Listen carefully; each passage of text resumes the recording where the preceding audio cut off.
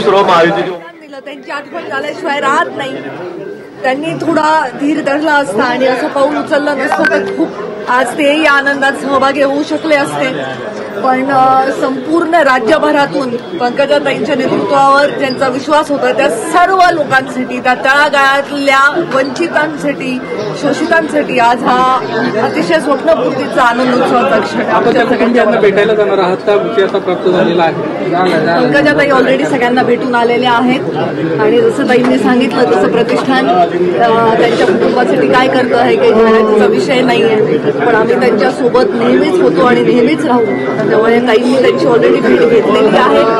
आधी कुठलाही विजय साजरा न करता आधी त्या कुटुंबाच्या भेटीला ताई ऑलरेडी जाऊन आलेल्या आहेत आणि आज संपूर्ण राज्यभरातून पंकजाताईंवरती प्रेम करणारे सर्व कार्यकर्ते आज इथे आहेत।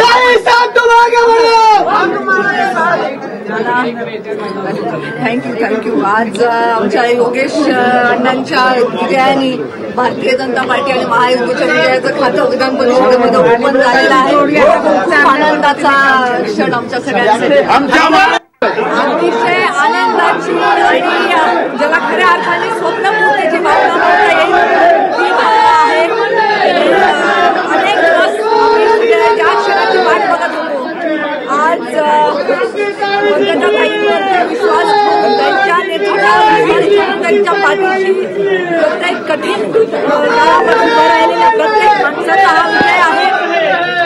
आज या विजयामध्ये निश्चितच ते 5 युवक ज्यांनी आपल्या आयुष्याचं बलिदान दिलं त्यांची आठवण झाल्याशिवाय राहत नाही।